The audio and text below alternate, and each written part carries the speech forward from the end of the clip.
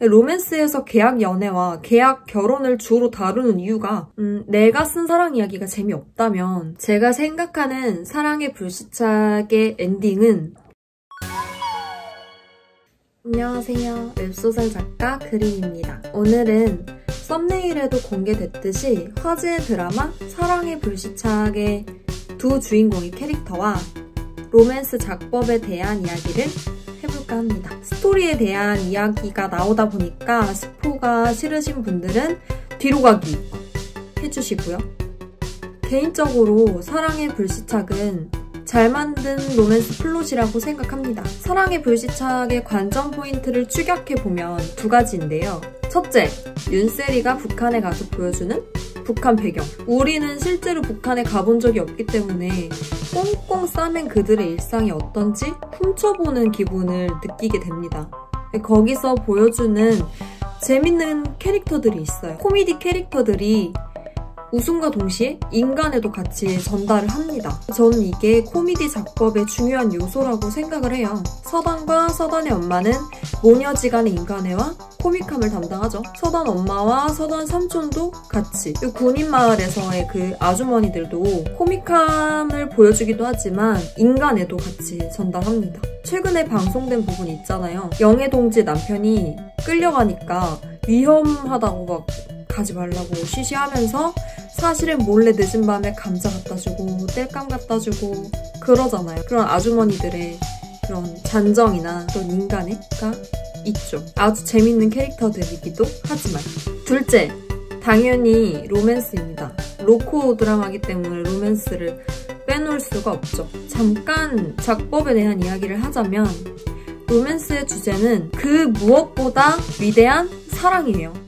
그래서 두 주인공의 사랑이 굉장히 대단해 보이게 그려줘야 합니다. 사랑이 전부고 사랑이 위대하고 그 두 사람의 사랑이 많은 걸 본인은 물론 주변을 성장하고 변화하게 하고 그래서 그 사랑 결과가 위기를 극복하는 걸 작가는 알려줘야 해요.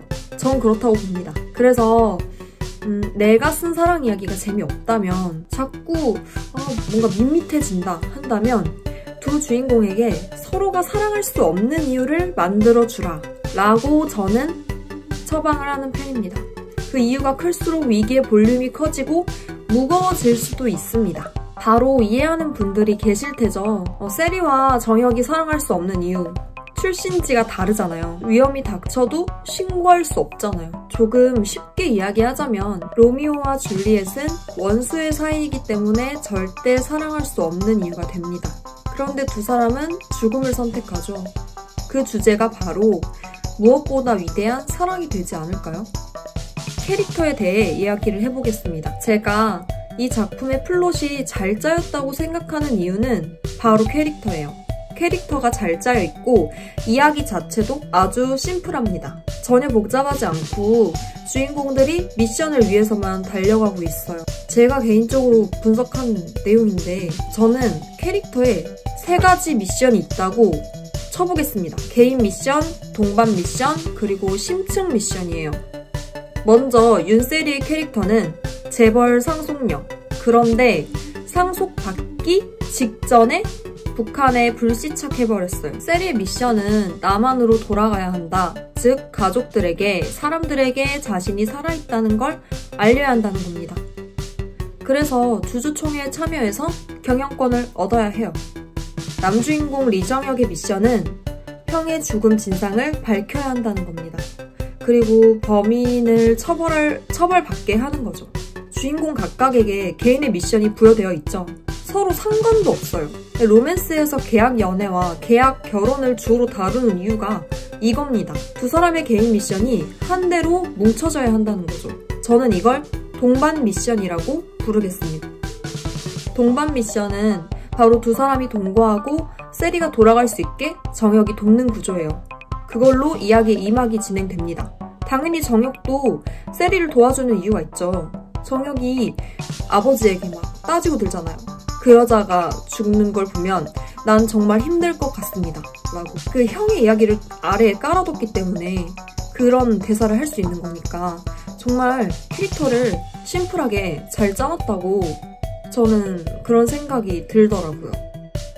그리고 마지막으로 심층 미션은 당연히 조철강의 퇴치가 되겠죠. 형을 죽인 범인이자 윤세리를 남한으로 돌아가지 못하게 막는 근본적인 인물입니다. 사랑이 불시착이 심플한 이유는 악단의 미션이 한 대로 몰리기 때문이기도 해요. 많은 잘 쓰여진 이야기들이 보통은 그렇습니다. 아무튼 그 과정에서 두 사람이 함께 동거하게 되고 로맨스를 쌓아가는 에피소드를 계속해서 만들어주면 완벽한 로코물이 탄생하는 겁니다. 지금처럼 로맨스를 쉽게 생각하는 분들이 많은데 사랑의 감정을 쌓아가는 과정을 그리는 게 결코 쉽지는 않습니다. 두 사람은 헤어질 수밖에 없는 관계예요. 그래서 헤어짐을 알면서도 하게 되는 그 위대한 사랑을 잘 그려내는 게 관건이라고 생각합니다. 또 로맨스물에서 가장 중요한 거 하나가 꼭 들어가야 한다고 보진 않지만, 왜냐면 학원물이나 그런 캠퍼스물에는 보통은 없기도 하니까 두 사람이 운명이라는 걸 계속해서 암시해 준다는 거예요. 그래야 독자가, 시청자가 두 사람을 응원하고 따라갈 맛이 나지 않을까요? 이를테면 사랑의 불시착에서는 에필로그로도 계속 연출을 해주는데 과거의 인연을 보여주고 있죠. 윤세리의 과거, 죽으러 간 여행지에서 정혁의 연주를 듣고 위로받았습니다. 리정혁의 과거엔 피아노를 쳤던 유학 시절이 있고 형의 부고를 듣고 그 연주를 했죠. 그리고 군인이 되며 피아노를 치기를 포기함. 가장 마지막으로 연주했던 곡이 세리에게 위로가 되는 곡이기도 했습니다. 그때 이제 서로가 서로를 모르면서 스치고 갔던 인연들, 형이 조철강의 비리를 숨긴 그 시계를 세리의 손을 거치게 되는 장면들, 이거 밖에도 많은 장면들이 있어요. 어쨌든 기승전결이 딱딱 끊어져서 계속 강조하지만 심플하고 깔끔합니다. 그래서 분석하기 딱 좋았고 캐릭터도 깔끔하고 정말 실제로 일어날 법한 이야기지 않나요? 가짜라는 걸 알면서도 계속 몰입하게 되는 이유는 저는 캐릭터라고 봅니다. 제가 생각하는 사랑의 불시착의 엔딩은 이거다 라고 말할 수는 없지만 아마 스위스 장면으로 끝날 것 같아요. 저는 이 드라마가 시작하기 전부터 전반부는 북한에서 후반부는 남한에서의 배경을 이야기할 것 같았어요. 그게 제가 공부했던 작법의 결과? 그런 거였거든요. 많은 분들이 예측하셨을 수도 있지만 그래서 세리가 남한으로 돌아왔을 때 정말 기뻤어요. 제가 예고한 대로 돼서 나름 많이 맞췄던 것 같거든요. 그래서 아직까지는 제가 예측한 대로 왔습니다.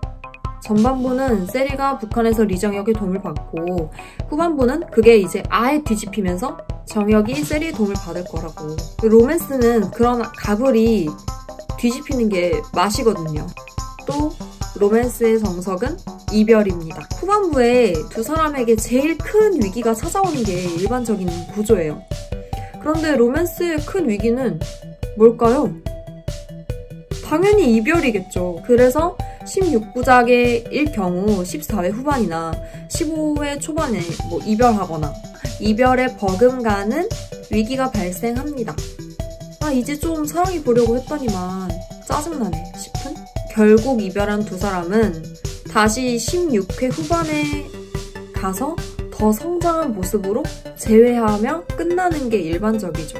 그래서 아마 리정혁은 북한으로 돌아가고 두 사람이 이별한 후에 맨 마지막 장면에서 스위스에서 재회하며 끝나진 않을까 정도 예상을 하고 있습니다. 물론 틀릴 수도 있어요.